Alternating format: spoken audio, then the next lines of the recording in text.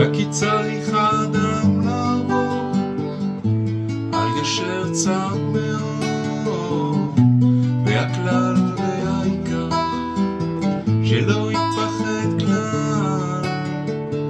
וכי צריך האדם לעבור על גשר צר מאוד, והכלל והעיקר שלא יתפחד כלל. לא לפחד כלל, לא לפחד כלל, כי אין שום ייאוש בעולם כלל. לא לפחד כלל, לא לפחד כלל, כי אין שום ייאוש בעולם כלל. Sachez que l'homme doit traverser un pont très très étroit, et le principal et l'essentiel, c'est de ne pas avoir peur du tout. Sachez que l'homme doit traverser un pont très très étroit, et le principal et l'essentiel, c'est de ne pas avoir peur du tout. Ne t'angoisse pas, ne t'inquiète pas, car le désespoir n'existe vraiment pas. Ne t'angoisse pas, ne t'inquiète pas, car le désespoir n'existe vraiment pas.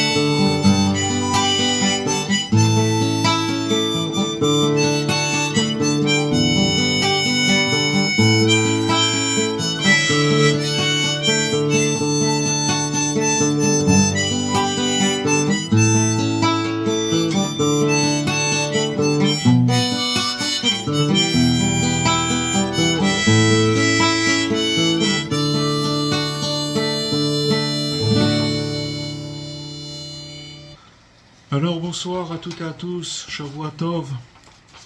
Je voudrais dédier ce cours à la mémoire de mon ami Mordechai Ben Yosef, qui a été enterré aujourd'hui, et Bezrat Hashem. Alors, on continue dans notre enseignement 48 du deuxième volume du Likutei Moharan, et on va faire un petit résumé de ce dont on a parlé la semaine dernière. Et alors on a vu que chaque petit mouvement que l'homme il fait vers Dieu, même s'il est très minuscule ce mouvement, même presque invisible, il ne se perd jamais. Même si c'est un léger détachement de la matérialité, quelque chose de très très fin, même un petit soupir ou une retenue, d'accord, ou par exemple des fois il ne faut pas regarder certaines choses, il détourne un tout petit peu son regard, ou alors on décide de ne pas dire un mot, un petit mot qu'on décide de ne pas dire, alors qu'on en a dit beaucoup avant. Alors tous ces gestes-là, ils se rassemblent ensemble, ils s'unissent, et ils deviennent une force qui nous aidera au moment où on en aura le plus besoin. Donc, ça c'est une chose importante à savoir. Et on a vu aussi la différence qu'il y avait entre se déconnecter et s'arracher.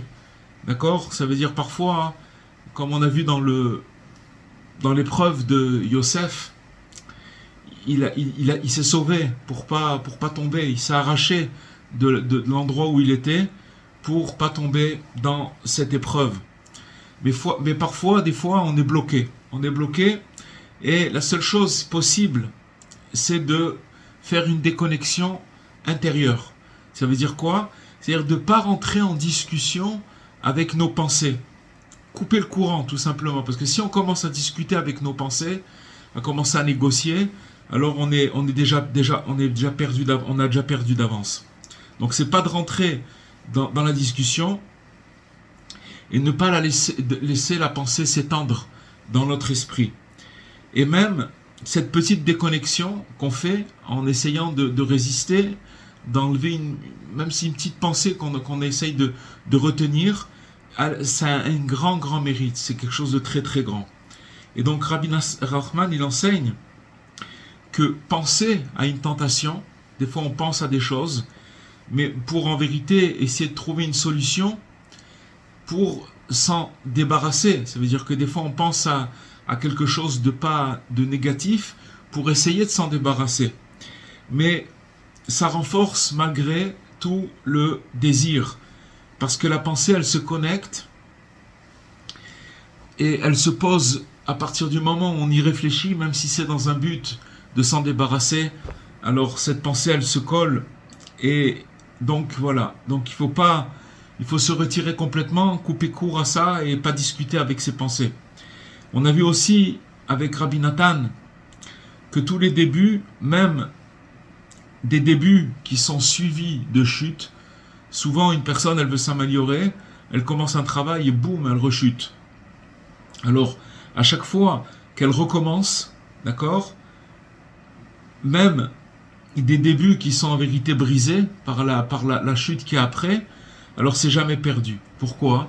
Parce qu'il reste une empreinte de ces débuts, il reste une lumière, et ce sont ces empreintes-là qui construisent en fait l'édifice de sainteté. Chacun il a une part à un édifice énorme qui va réparer le monde, et c'est avec tout le bien qu'on fait, le peu de bien qu'on fait.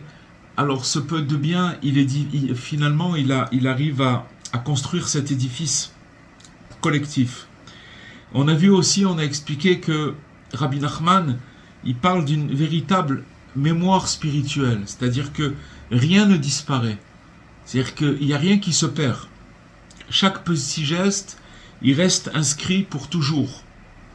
Et parfois, dans la prière, ou quand on fait la Hitbodedut, quand on s'isole pour parler avec Dieu, on reçoit une petite lumière de tout ce bien qui a été accumulé.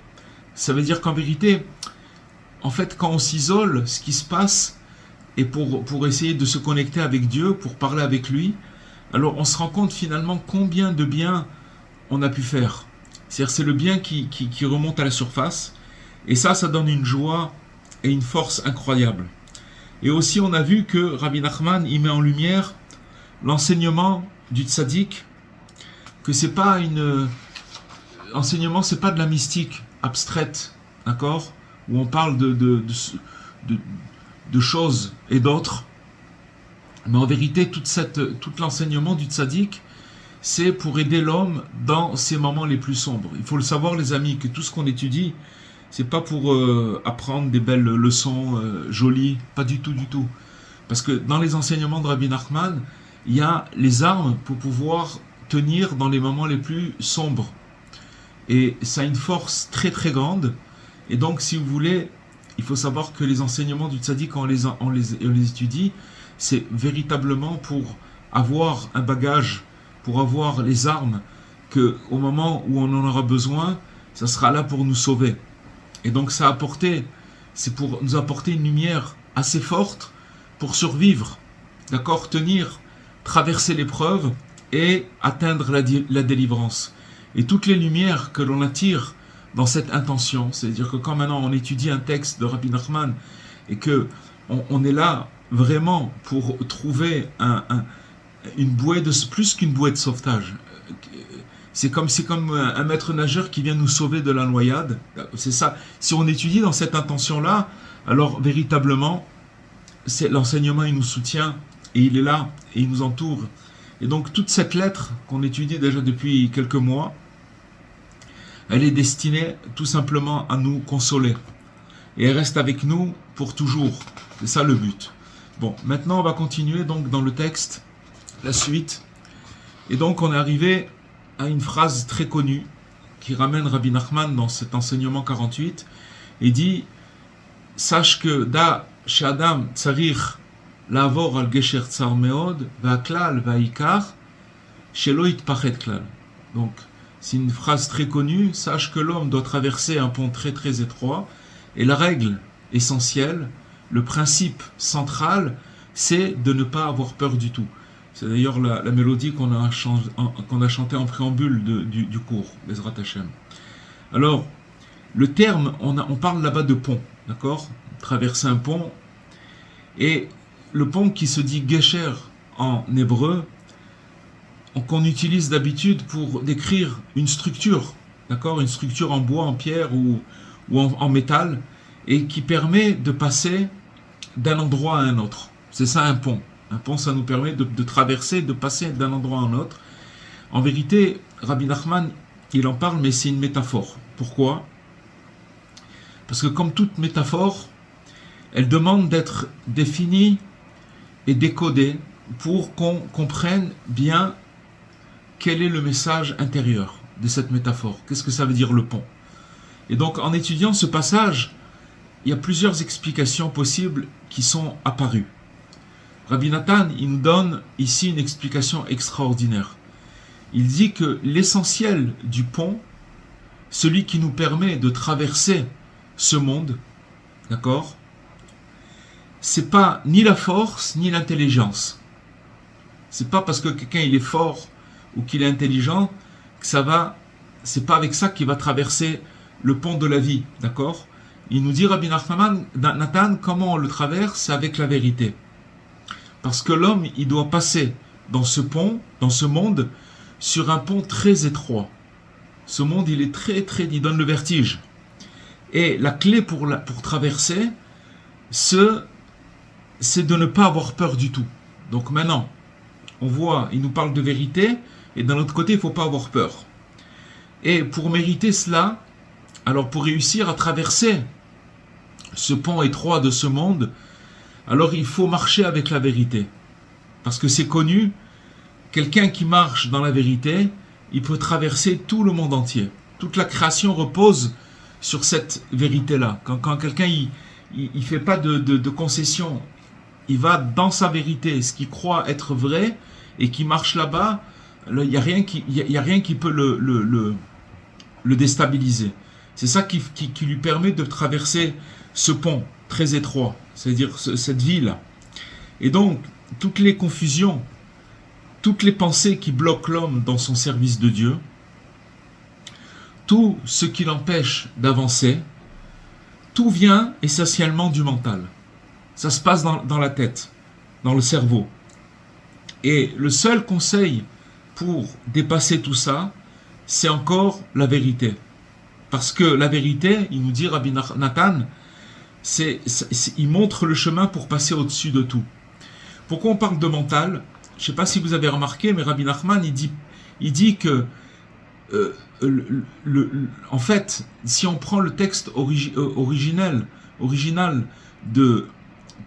qu'en vérité, le principal et l'essentiel, c'est de ne pas avoir peur du tout. En hébreu, de ne pas avoir peur, ça se dit lol fached, de ne pas avoir peur.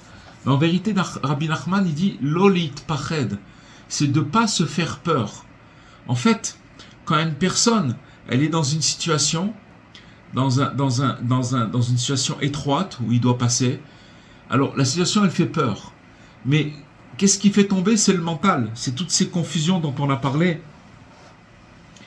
et ces pensées qui passent dans la tête de la personne qui lui donnent le vertige et qui peuvent la faire tomber.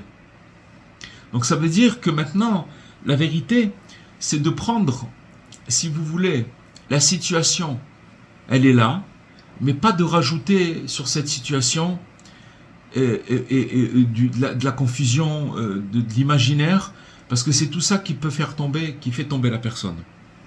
Donc, comme il dit le verset, envoie ta lumière et ta vérité, et elles me guériront.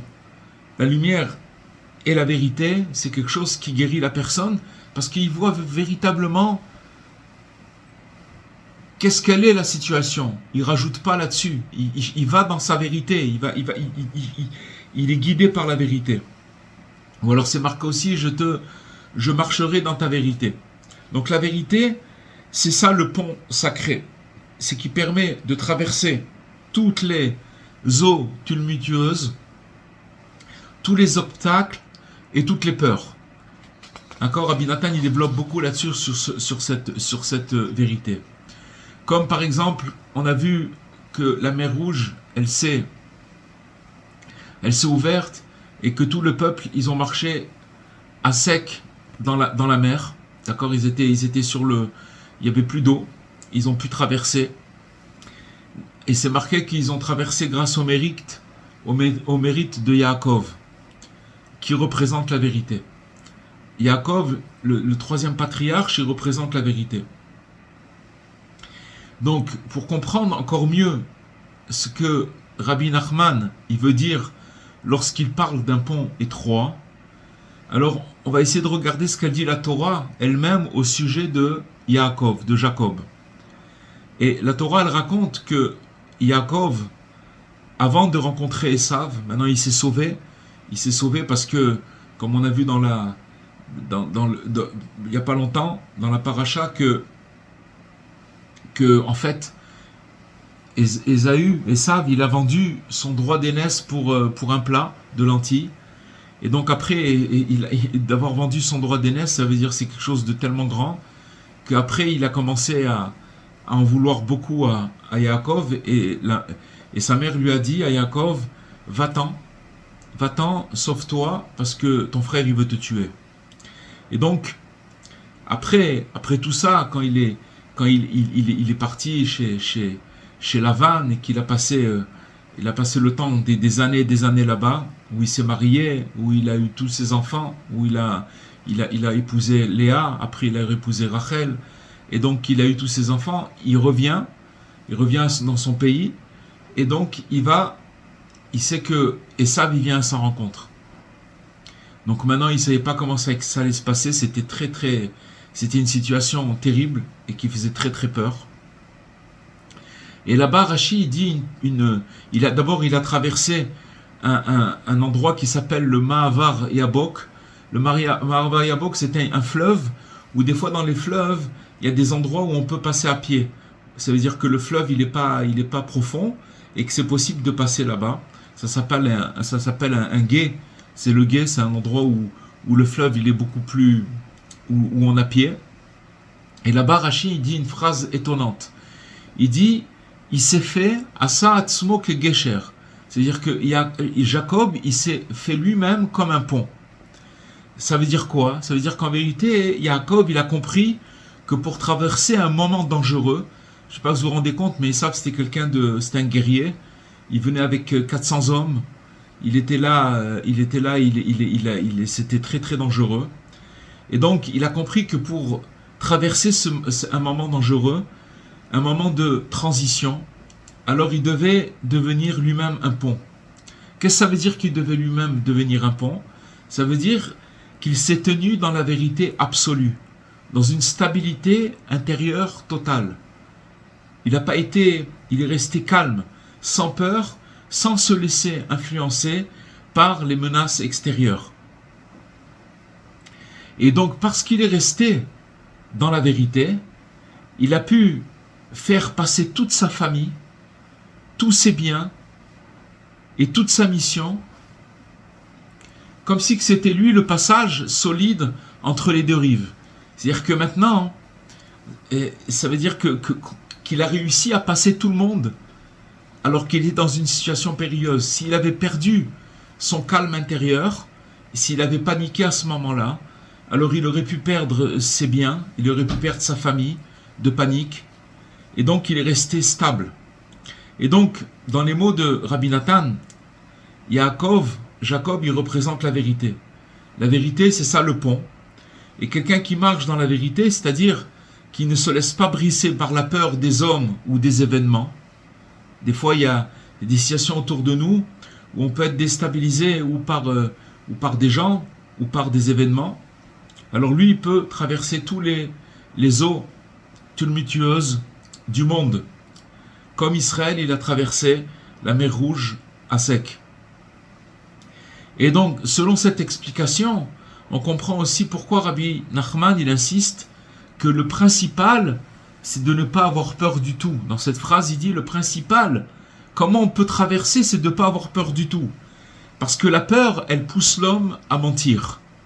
Quand quelqu'un, des fois, il a peur, il va changer sa vérité, il va dire un mensonge parce qu'il a peur. Pourquoi ? Parce que des fois, il y a la peur du regard des autres. Des fois, il a peur de ce qu'on va dire, qu'est-ce qu'on dira, qu'est-ce que les gens ils vont dire. Ou des fois, c'est la peur d'être rejeté. Et dès que quelqu'un lui fait pression, d'accord, alors il se déforme. Il déforme sa vérité. Il va changer pour plaire. Et il trahit sa vérité pour être accepté. Donc ça, c'est le contraire.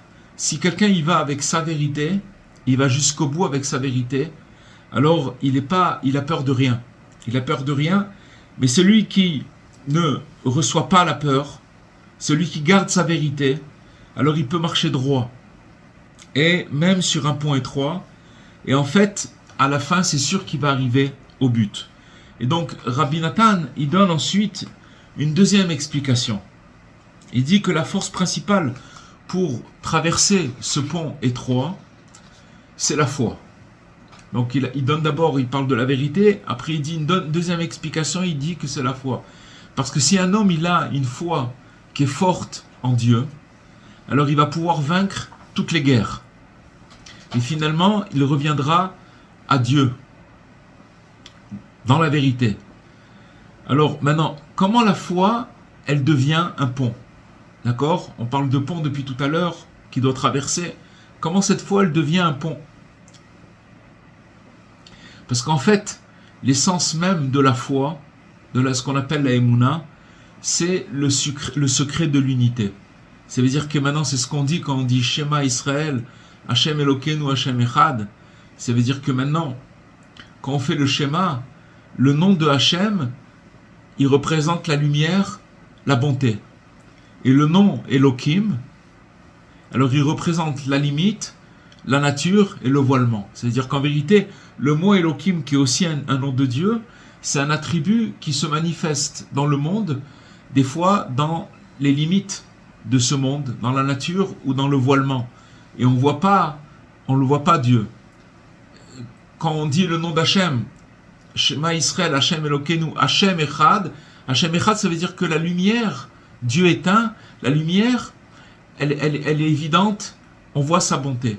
Mais quand Dieu il se manifeste dans cet attribut de Elohim, alors automatiquement, il y a la limite, la nature et le voilement. Et en vérité, il dit Rabbi Nachman, en vérité, cette lumière, cette bonté, et la limite, la nature et le voilement, en vérité, tout ça, ça fait qu'un. Parce que même l'obscurité, même le blocage, et même quand on est embouteillé dans la vie, quand il y a des situations difficiles, tout ça, en vérité, c'est seulement un manteau, c'est un vêtement. C'est une façade qui va permettre à la lumière de se révéler davantage. Il faut savoir que dès qu'on arrive devant un obstacle, devant une situation obscure, ça veut dire que derrière, il y a une lumière qu'on doit révéler. D'accord ? Mais c'est juste une façade, c'est juste quelque chose c'est un paravent. Mais en vérité, derrière ça, il y a une grande lumière. Et donc la foi, qu'est-ce que c'est la foi? C'est en fait ressentir profondément que rien dans ce monde n'est vraiment séparé de Dieu. Dans quelle situation on n'a pas de foi? On n'a pas la foi, ou notre foi elle est très basse, elle est c'est à quel moment? C'est quand on n'arrive pas à se connecter. Ça veut dire que profondément, c'est quoi la foi? C'est qu'on sait que tout est en vérité connecté à Dieu. D'accord? Et quand on n'a pas cette foi, alors on a l'impression on a l'impression que Dieu, il n'est pas là, ou on n'arrive pas à se connecter à cette lumière-là. Mais en vérité, que derrière chaque détail de la création, il y a une lumière divine, il y a Hachem. Et Rabbi Nachman, il donne un exemple très simple. On va donner un exemple plutôt. Imaginez-vous maintenant qu'il y a un conducteur qui est coincé dans un embouteillage, et il est nerveux, il s'énerve, il commence à s'énerver contre tout le monde, et même contre Dieu. D'accord? Alors, à cet instant, quand il est énervé dans l'embouteillage, en fait, il sépare Elohim, qui s'appelle le voilement, puisque maintenant, lui, il ne voit pas Dieu, puisqu'il est dans un embouteillage, il a envie d'arriver, il est en retard, il est énervé, il est fatigué, il est épuisé, donc il ne voit pas Dieu dans cette situation. Et donc, le voilement, il le sépare de Hachem, qui est la miséricorde. Et en vérité, dans cet embouteillage, il y a la miséricorde de Dieu, mais il ne la voit pas. Donc, en fait, quand il s'énerve, ou quand on s'énerve, alors on crée une dualité. Ça veut dire que cette dualité, c'est-à-dire qu'on croit qu'il y a ma situation maintenant, mais je ne vois pas Dieu dedans. Et donc, cette dualité, c'est elle qui produit la colère, la frustration et aussi la peur. Que la personne, elle est perdue. Mais celui qui se rappelle que tout vient pour son bien, dans ce qui est en train de se passer avec lui, c'est pour son bien, même cet embouteillage qu'il est en train de vivre, alors celui-là, il goûte déjà une lumière du monde futur. Il est déjà branché sur le monde futur puisqu'il est branché à la foi. Pour lui, il se dit, ok, maintenant il y a un embouteillage, c'est comme ça que Dieu y veut. Ok, j'ai pas dit que c'est facile, mais c'est un travail. C'est un travail, au moins de prendre conscience de cette chose-là. Alors pourquoi il se connecte? Il goûte déjà à une lumière du monde futur. Pourquoi? Parce qu'en fait, il va relier le voilement dont on a parlé plus haut, puisqu'il est voilé, il voit pas Dieu. Il va donc relier ce voilement à la révélation. Et donc il fait une union, il fait un yichud. Il unit cette chose-là, et une lumière intérieure, elle s'allume dans sa situation. La vérité, c'est que quand une personne, elle travaille sur ça, c'est se travailler, vous voyez, on parle d'un embouteillage. On n'est pas parti chercher des situations compliquées. C'est sûr qu'il y en a un exemple simple de la vie courante, mais qu'on peut très vite tomber dans cette situation. Et en vérité, quand on tombe, alors on sépare cette union. Alors que quand on prend la chose, on sait que c'est pour notre bien, on allume cette lumière intérieure dans notre situation. Et c'est exactement ça, la force de la foi. En fait, la foi, elle fait le pont entre ce que je vois et ce que je vois pas. D'accord? Ce que je vois, ça veut dire quand Hachem il est dévoilé, et quand ce que je vois pas, c'est quand Hachem il est pas dévoilé. La Emouna, puisque je vois pas, je suis obligé de croire que c'est pour mon bien, puisque je crois que c'est pour mon bien. J'ai appris comme ça que c'est pour mon bien. Et donc, ça fait aussi le pont, cette foi, elle fait le pont entre le blocage et la délivrance, entre la souffrance et la lumière. D'accord?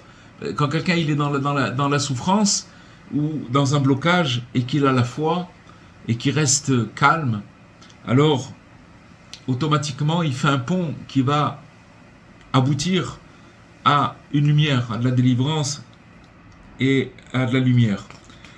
C'est pour ça que les soldats d'Israël, on parle des guerres à l'époque de David Améler, du roi David, ce qu'on appelle les guerres saintes, ils avaient un courage incroyable. Pourquoi? Parce qu'ils disaient, Shema Israël, ils étaient complètement connectés à cette union dont on a parlé maintenant. Et donc, ils entraient dans cette unité, et alors ils traversaient la guerre sans peur du tout. Pourquoi? Parce qu'ils partaient, ils allaient pour une mission, ils partaient, ils étaient avec Dieu, ils se déconnectaient pas un seul instant de Dieu. Donc on voit ici que la connexion avec la foi, avec la vérité, ça veut dire que on est connecté à Dieu, c'est ça qui enlève la peur, cette peur du pont qu'on doit passer, et que Rabbi Nachman, Rabbeinu, il dit de ne pas avoir peur du tout.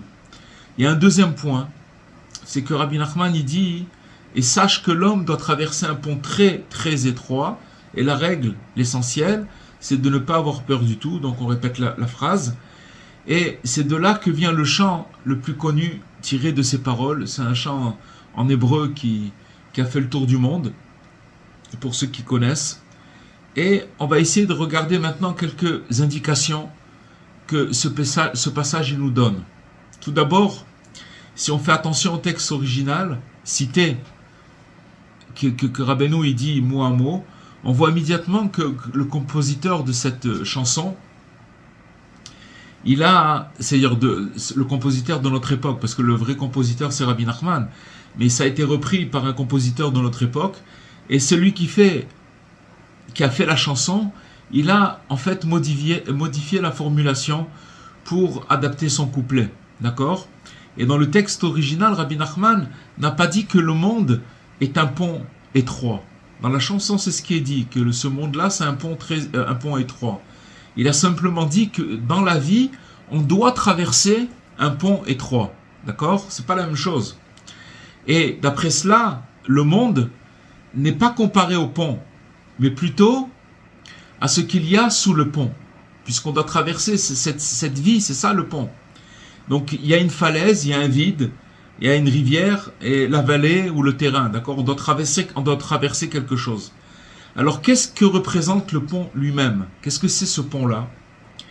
Et si au lieu de demander qu'est-ce que ça veut dire ce pont, qu'est-ce que le pont, on demandait qui est le pont, d'accord? Donc il y a un pont, mais en vérité, qui c'est ce pont-là? Alors, on obtiendrait une réponse très intéressante, qui est fondée sur une parole du célèbre Saba, Rabbi Israël, Ber Odesser, Saba Israël, et lui il a dit explicitement, moi je suis le pont entre le peuple juif et Rabbi Nachman. C'est-à-dire que moi je sers de pont entre le peuple, entre le monde, d'accord, et le Rabbi Nachman. Ça veut dire quoi? Ça veut dire que ça signifie que puisque lui c'est un disciple précieux, c'est le disciple authentique, c'est lui qui fait le lien, qui relie le reste du monde à l'enseignement spirituel qui détient les clés de la génération. C'est-à-dire qu'en vérité, pour pouvoir se rapprocher du tzaddik, on est obligé de passer par l'élève. C'est pas possible autrement. On le voit avec Rabbi Nathan. Et dans chaque génération, alors, il y a des gens qui servent de pont. Il y a des personnes qui servent de pont pour pouvoir comprendre les enseignements du tzaddik. Et c'est par ce disciple-là que toute personne qui veut arriver de l'autre côté peut passer en sécurité. Ça c'est une base très très importante. Et c'est ainsi que chaque génération, alors on va trouver toujours des élèves dignes de ce nom, d'accord, qui servent de pont entre l'endroit où on se trouve et l'endroit où l'on doit arriver. D'accord? Maintenant le problème c'est que chaque disciple, il a une personnalité propre à lui-même et il peut avoir des fois des résistances. C'est difficile parce que, en fait, on peut avoir peur. Les gens, ils se disent que s'ils adoptent cette approche, d'accord, de se rapprocher maintenant et d'écouter et de se rapprocher de ce disciple, alors ils pourraient perdre leur relation personnelle et directe avec le maître lui-même. C'est-à-dire que ce qu'ils voudraient, eux, c'est, voilà, je suis attaché au maître directement. Et donc ils ont peur des déformations, ils ont peur de toutes sortes ou de perdre aussi cette personnalité qu'ils ont eux. Et depuis Rabbi Nathan jusqu'à la venue du Mashiach, il y a toujours eu cette idée. C'est quoi cette idée? C'est sans l'élève du moment, alors on aurait une proximité plus directe avec le rabbi. C'est-à-dire que sans l'élève, on ne peut pas se rapprocher de Rabbi Nathan, de Rabbi Nachman, c'est pas possible. C'est-à-dire qu'on a besoin de l'élève pour se rapprocher du tzaddik. Et donc, on voit dans l'histoire avec Yosef, les frères. Yosef, c'était le petit frère de toutes les tribus, de toutes les 12 tribus. D'accord? Et c'était le plus petit, ou l'avant-dernier. Et on voit que le refus des frères de Yosef d'accepter ses nouveautés, ses rêves et ses explications. Et Yosef, il rêvait, il faisait des rêves, il commençait à donner des explications. Alors, les frères, ils ont dit, nous aussi, on est des fils de Yaakov. Et nous aussi, nous sommes ses élèves. D'accord? Et ils avaient raison. Ils faisaient vraiment partie du courant principal. Mais la vérité est qu'il y a une énorme différence entre un élève ordinaire, même s'il fait partie de la majorité, et un élève précieux. Un élève précieux, ça veut dire vraiment quelqu'un qui marche dans les pas de son maître, qui est tellement uni avec son maître qu'il est littéralement inclus en lui. C'est pas du tout la même chose.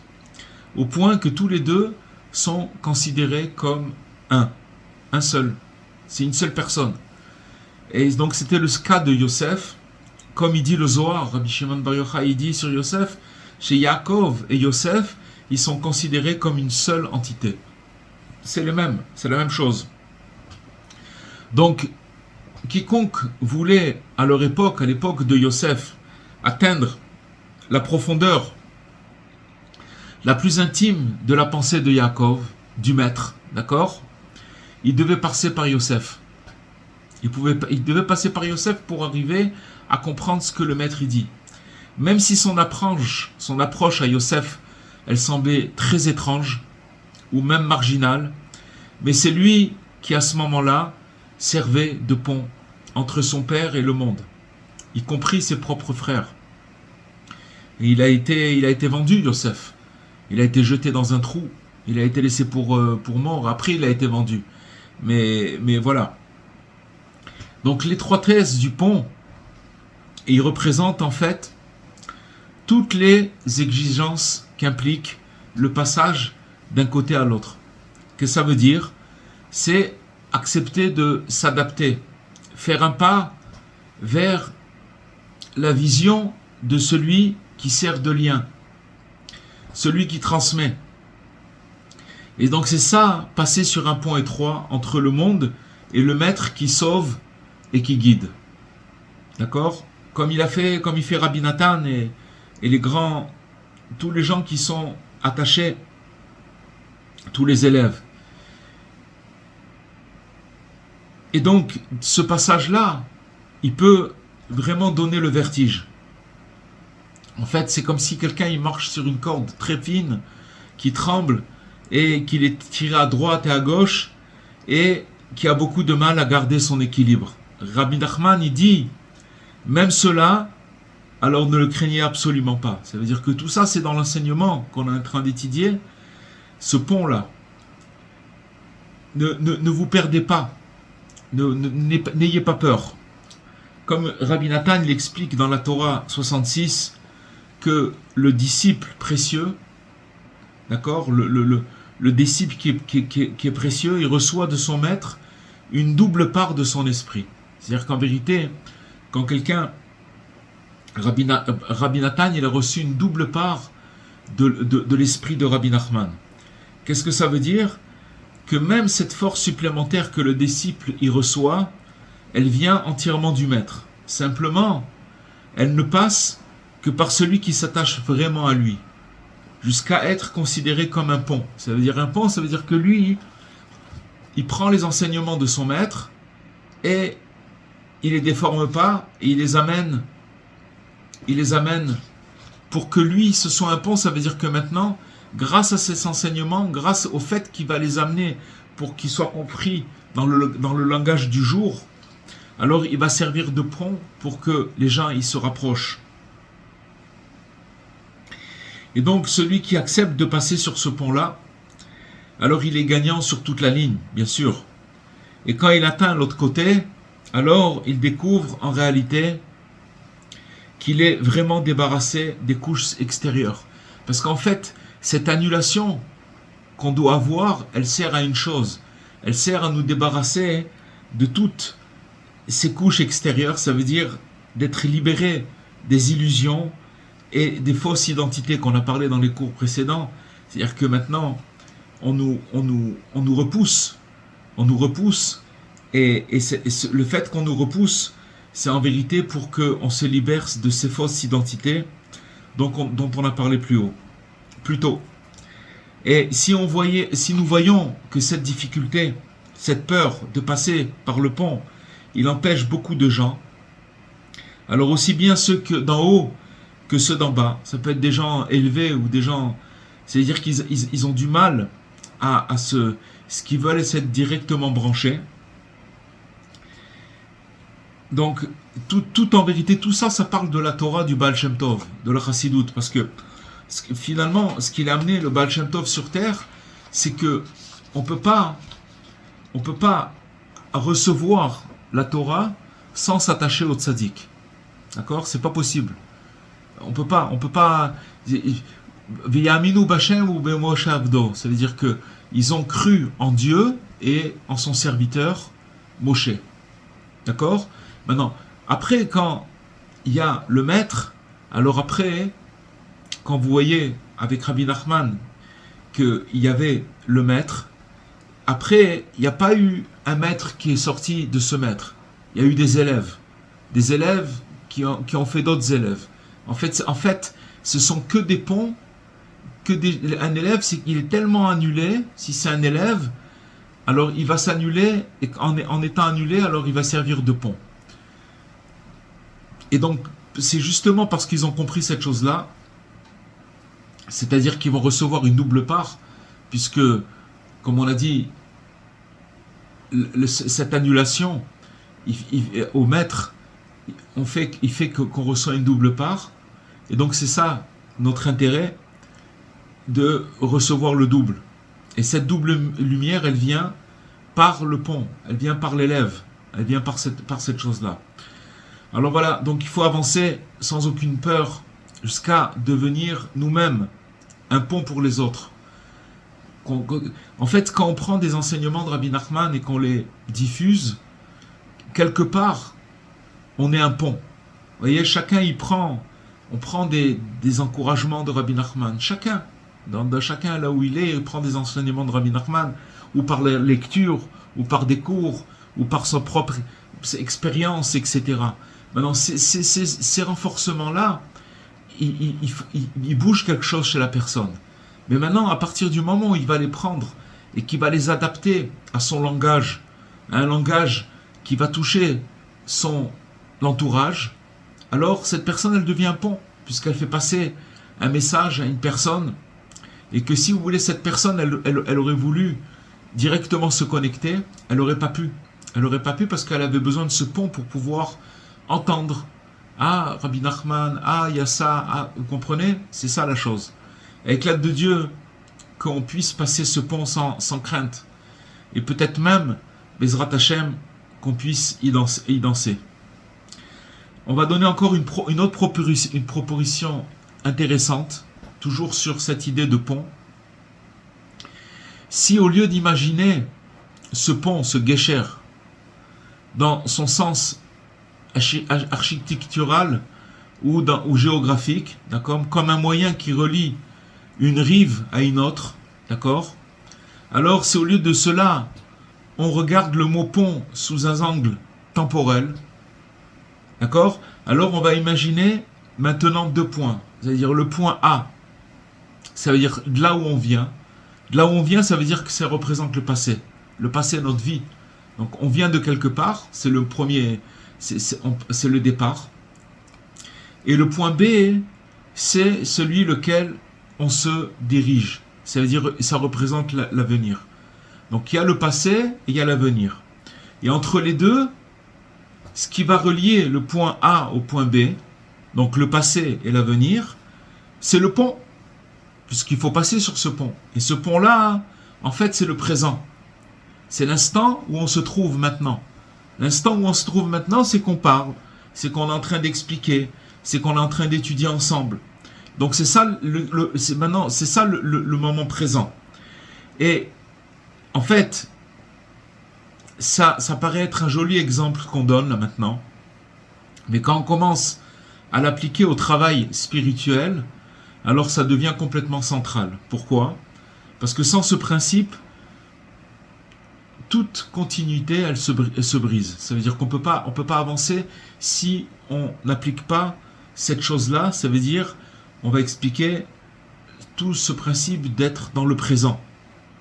Et pour comprendre encore mieux ce que ça représente, alors on va regarder un enseignement très court du Likutei Moharan, où il est dit que dans le service de Dieu, on ne doit mettre devant ses yeux que le jour même, et même l'heure dans laquelle on est, c'est-à-dire l'instant.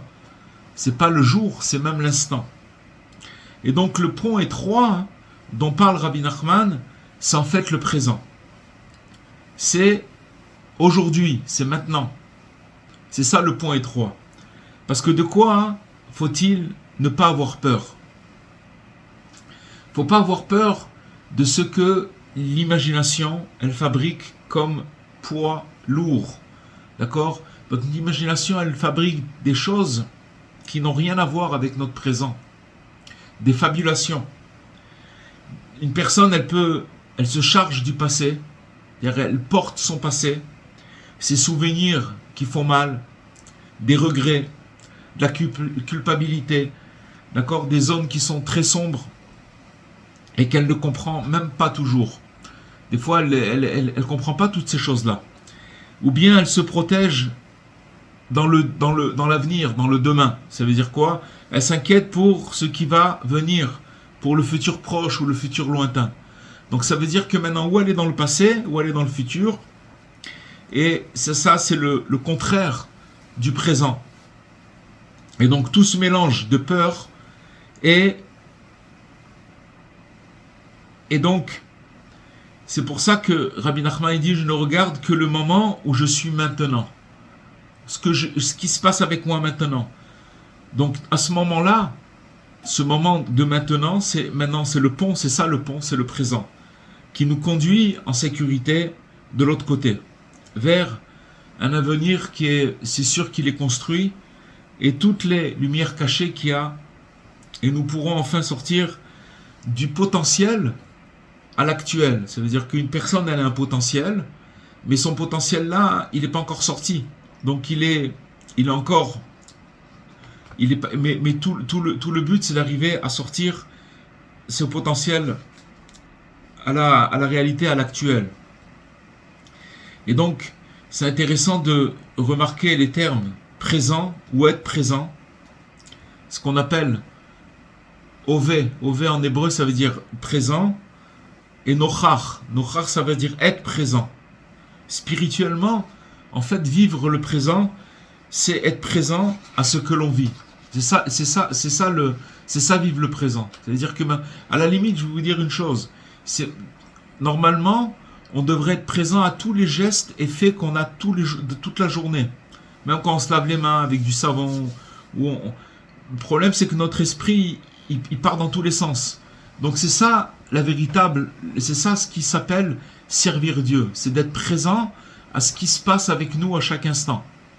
Et quand on est vraiment présent, alors c'est ça qui nous fait garder l'équilibre. Ce qui nous fait déséquilibrer sur le pont, c'est parce que on n'est pas dans le présent. C'est-à-dire qu'on traverse quelque chose, mais avec des pensées ou du passé ou du futur, et donc on perd l'équilibre. Et le contraire, quand on reste dans le présent, ça veut dire, voilà, je suis maintenant, bon Hachem, ça va, grâce à Dieu, et que je pense qu'à mon présent, alors on arrive à traverser ce pont qui est très étroit, et qu'on appelle la vie. D'accord ? C'est ça, le pont étroit, c'est la vie. Et il y a encore une autre possibilité, une autre lecture du passage.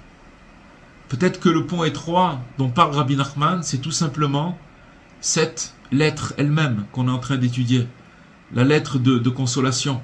D'accord ? Cette Torah. Cette lettre-là, cette Igeret, c'est ce texte que Rabbi Nachman nous a laissé, comme si la lettre elle-même, elle servait de pont. C'est ça le pont. Un pont qui permet de passer au-dessus du gouffre du désespoir et de la confusion. Il y a tout le secret dedans, dans ce pont, dans cette lettre-là, tout le secret de l'espoir et que les espoirs n'existent pas. Il y a tout ce secret-là. Et donc cette idée, elle s'appuie sur un principe connu dans les règles de l'étude de l'Ikouté Moharan. Il y a une règle que le principe selon laquelle les réparations qui sont contenues dans l'enseignement, d'accord, de Rabbi Nachman, alors se trouvent justement dans les éléments qui composent cet enseignement. Ça veut dire quoi? C'est-à-dire que maintenant, quand on étudie cette lettre de consolation, dans cette lettre-là, il y a toute la consolation et tout l'espoir et la lutte contre le désespoir. C'est-à-dire que l'étude elle-même, elle nous guérit de tout le mal qu'il y a, du désespoir, etc., de toutes ces choses-là. Autrement dit, le remède, il se trouve dans le texte lui-même. Et si cette interprétation, elle est juste, alors quel est ce grand effroi que Rabbi Nachman dit qu'il ne faut surtout pas avoir peur. Il le dit avec un grand cri, ne pas avoir peur du tout. C'est la peur des descentes, des attaques et des chutes. Une personne, elle est prête à se mettre au travail, mais elle a peur des descentes, elle a peur des attaques, elle a peur de se dégringoler. Tout ce qu'on a décrit depuis le début dans cette lettre. Et comment ne pas avoir peur de ça? C'est seulement à la confiance profonde que nous mettons dans la promesse de celui qui a écrit cette lettre. Rabbi Nachman, c'est le Nachal Novea Mekor Chochma, c'est le fleuve jaillissant qui est la source de la sagesse. C'est ça le fleuve jaillissant, c'est Rabbi Nachman. C'est qui nous a donné il nous parle c'est notre maître Rabbi Nachman et qui nous dit toutes ces choses-là. Et encore, on peut encore parler un peu. Non, je crois qu'on va s'arrêter ici aujourd'hui, Bezrat Hashem. Mais enfin voilà, le remède, on continuera à parler du pont la prochaine fois et on avancera encore plus. Mais quoi qu'il en soit, voilà, il faut savoir que dans les enseignements de Rabbi Nachman, il y a tout le remède qui parle de la chose elle-même. On a parlé du rejet qu'on a quand on veut se rapprocher de toutes ces choses-là. Et Rabbi Nachman nous met en garde. Plus loin, on va parler de la simcha, on va parler de toutes ces choses-là, mais il nous met en garde sur cette chose-là. Il ne faut pas avoir peur du tout. Quand il nous dit une simple phrase, dans cette phrase-là, il y a toute la guérison. Et c'est sûr que pour pouvoir passer, il faut s'attacher au tzaddik et avoir une confiance aveugle qui nous tient la main et qui nous fait traverser ce pont. Voilà les amis, Bezrat Hashem. Beaucoup, Rav. Une question technique. Quand vous parlez de la lettre de consolation, c'est la Torah 48 en elle-même? Oui. Ça s'appelle Igeret. Ouais, Igeret Anechama. Du Chelek 2. Ouais. Deuxième partie. Deuxième partie. Ok, magnifique. Donc ce pont, en fait, c'est un pont qui est à la fois réel et à la fois dans le temps et à la fois dans l'espace, en fait. C'est ça que vous nous avez expliqué ce soir. Ouais, il y a plusieurs aspects. On a parlé de la vérité, on a parlé de la Emouna, on a parlé de beaucoup de choses. Mais tout ça, c'est juste sur une seule phrase, qui c'est dire que pourquoi Rabbi Nachman il a parlé de ce pont, le pont de la vie. Le pont de la vie. Il nous a donné. C'est juste une confiance au tzaddik, une confiance profonde. Que lui, il a vu. Pourquoi il nous parle comme ça? Qui c'est qui parle comme Rabbi Nachman? Où il nous parle de confusion, il nous parle de chute, il nous parle d'attaque, de descente. Qui c'est qui nous prévient comme ça? Il n'y a personne qui parle comme ça. Les gens, ils sont livrés à eux-mêmes. Ils savent pas tout ça. Alors des fois, ça peut paraître un peu choquant parce que non mais ça va, ça va. les chutes, les trucs, c'est un peu dur, tout ça. Mais c'est la vérité. C'est la vérité parce que chacun là où il est avec lui-même, il passe par tout ça. Il est passé par ça. Il passe par tout ça. Mais là, ce qu'il nous donne, c'est vraiment il nous donne Rabbi Nachman comme quand on a parlé de Yaakov, qu'il a traversé ce passage dans le Ma'avar Yavok. C'est-à-dire qu'il a traversé un passage où il était en grand danger, mais il est resté calme. Dans cette lettre-là, si vous voulez, dans la mesure, dans la confiance qu'on met dans le tzaddik, dans cette lettre-là, il y a le secret, comment, dans les situations les plus critiques, rester calme et serein pour pouvoir passer ce pont-là. Sinon, c'est pas possible. C'est pas possible. C'est la chanson Kola Olam Kulo. Ouais, c'est ça. C'est ça. Qui a été repris. Ouais. Voilà les amis. Bezrat Hashem. Je voulais vous poser une petite question s'il vous plaît. C'était par rapport au chiot. Vous avez dit que Rabbi Nachman il a dit qu'il ne faut jamais avoir peur et tout. Et quand justement on parlait à très juste titre des parachutes avec Yaakov et Esav et Laban, et on voit que dans les parachutes que Yaakov il a eu peur de Esav. Parce que Esav il va venir avec 400 hommes pour pouvoir le tuer et tout. Ouais. Ben oui. Par rapport au rapport que Israël lui a donné. Ouais. Alors Et en vérité, il n'a pas voulu ce rapport. C'est Rivka qui a voulu par pouvoir. Ok. Ouais. Alors Mais en fait, ce qui est étonnant, c'est qu'on voit dans le texte de la paracha de Vayishtar que Yaakov il a peur. Mais c'est un homme. Il a peur de ça avec ses 400 hommes qui viennent pour le tuer et tout ça. Complètement, mais ce qu'on a vu, ce qu'il dit Rashi, c'est que quand il a été à l'encontre d'Esav, il s'est mis comme un pont. Ça veut dire que ce qu'on a compris de ça, c'est-à-dire qu'en vérité, il a réussi à trouver une stabilité intérieure. On va après en parler plus tard, Bezrat Hashem. Qu'est-ce que c'est cette stabilité? Ça veut dire que c'est la connexion avec Akadosh Baruch Hu. Même si devant lui, il était dans une situation terrible, qui faisait très peur, mais il a réussi à garder son calme. On peut avoir peur, dans une mesure, comme on a dit, comme Abraham, c'est Abraham, derrière vous avez un pont, derrière vous. Ouais, ça parle. Oui, ouais, le pont, il est fait. Bon, alors, qu'est-ce que il a réussi, c'est sûr que ça fait peur, mais il a réussi à rester calme. Vous comprenez? C'est ça le truc. Alors, ce qu'on a étudié, c'est qu'il avait la vérité. Maintenant, s'il n'était pas resté calme, parce que en fait, tout le monde passe par des situations très étroites. Mais comme on a expliqué, c'est que c'est pas la situation qui nous fait tomber. C'est l'imaginaire qui nous fait tomber. C'est-à-dire ce qu'on ajoute, oh là là, oui là, et boum. Et là, on peut tomber. Mais la situation elle-même, elle est ce qu'elle est. Mais alors maintenant, si une personne arrive à voir la situation comme elle est, et à se connecter à soi-même, et à sa vérité, alors automatiquement, il reste calme. Il reste calme et il peut passer des situations les plus périlleuses.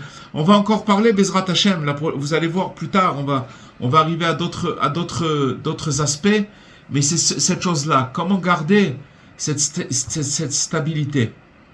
C'est c'est le secret qu'il y a dans cette lettre-là.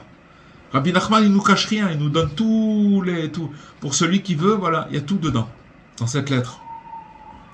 Le secret de la consolation, pardon?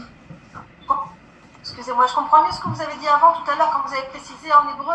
Il n'y a pas marqué ne pas avoir peur, il y a marqué ne pas se faire peur. En fait, là, vous expliquez, c'est plus en détail, c'est-à-dire que Yaakov, il avait de quoi avoir peur, parce que la situation... Exactement. Peur, mais il a gardé son calme, il n'a pas rajouté de la peur sur la peur. Exactement. C'est ça, maintenant, et c'était périlleux, c'était très périlleux. Bien sûr qu'il avait peur, c'est un être humain, il a peur. Mais bon, voilà, il a voilà, exactement, c'est exactement ça. Bezrat Hashem. Rabbi Nachman, il nous guérit de nos illusions qui nous font tomber. Parfaitement. C'est ça le secret qu'il y a dans cette lettre. les illusions qu'on croit des choses et qu'on est complètement... des fois, chacun il se connaît. Des fois, on peut être à réfléchir. Si on prend un petit peu de recul sur ce qu'on réfléchit, on verra qu'on souvent réfléchit au passé, souvent on réfléchit au futur, et on vit pas maintenant ce qui est en train de se passer maintenant. Mais le passé et le futur, le passé il est passé, il n'existe plus, et le futur il n'existe pas. Mais à cause de ça, le présent il n'est pas vécu. Et c'est ça qui fait tomber. C'est ça le ce qu'on essaye d'apprendre dans cette Torah, c'est qu'est-ce que c'est ce point étroit, comment tenir dedans et se libérer de toutes ces folies. C'est de la folie, en fait, se libérer de tout ça. Ça veut dire que la deuxième technique, c'est ce qu'on appelle en hébreu kan ve'arshav. Ouais, si vous le traduisez dans la langue, ouais, c'est exactement ça. Ça veut dire C'est maintenant. ici et maintenant. C'est ici maintenant. Il n'y a rien d'autre que ça. Il n'y a rien d'autre que ça. Et d'ailleurs, c'est pour ça que le présent, c'est un cadeau. Celui qui vit au présent Nachan. à chaque seconde. C'est ça, c'est un présent. Il a fait noir. Bezrat Merci Hashem. beaucoup pour ce cours magnifique. Bezrat Hashem, Be'atzlacha, Shavua Tov, Merci beaucoup. et à bientôt.